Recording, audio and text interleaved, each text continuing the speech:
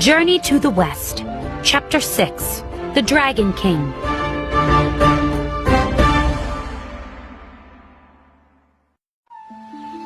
What's wrong with our swords and spears? Asked the Gibbon. They're fine for normal monkeys and apes, Said Wukong. but I am very powerful. I need a much heavier weapon. The Gibbon thought for a minute. A Dragon King lives at the bottom of the Eastern Sea. He said. Maybe he has a weapon you can use. That's a good idea. Said Wukong. I'll be back soon.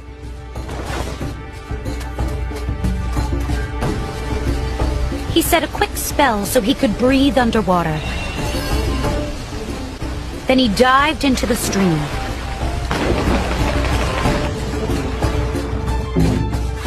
He swam to the ocean and went deeper and deeper. Soon he arrived at a large palace. The Dragon King and the Dragon Queen were sitting at a table, having tea. The Dragon King looked over when Wukong walked in. Who are you? Asked the Dragon King. I'm king of the Fruit and Flower Mountain, Said Wukong. My name is Sun Wukong. It's nice to meet you, Said the Queen. Would you like some tea? No, thank you. Said Wukong. I need a heavy weapon because I'm as strong as a god. I want one of yours. Well, Said the Dragon King. I suppose I could find a weapon for you. The Dragon King looked at a turtle soldier. Find a heavy weapon for Sun Wukong. The turtle went out of the room. He soon came back, slowly dragging a huge sword. He dropped the sword and then fell down, out of breath.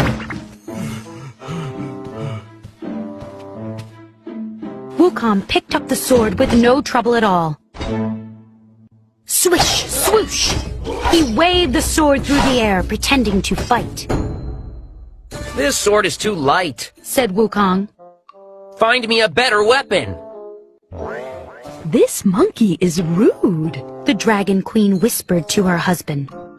You're right, dear. The Dragon King whispered back. Let's find him something quickly so he'll leave. A few minutes later, several turtles and octopuses dragged an enormous spear into the room. There. Said the Dragon King. That looks like a very heavy weapon. Right, Wukong? Wukong lifted the spear and began stabbing at the air. He shook his head.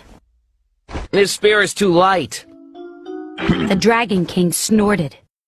That spear is very heavy. How can you say it's too light? To me, it's light. Said Wukong. Find me something else. We don't have anything else. Said the Dragon King. That's the heaviest weapon we have. Wukong stomped his foot. I'm not leaving until I get what I want. This is an outrage. Said the Dragon King. The Queen whispered to him again. What about the magical iron bar in the treasury?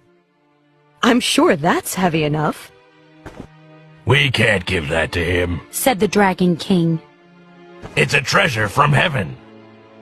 Who cares? Said the Queen. I just want this monkey out of my palace. The Dragon King sighed.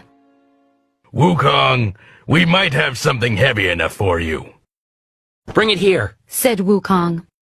We can't. Said the Dragon King. It's too heavy for anyone to lift.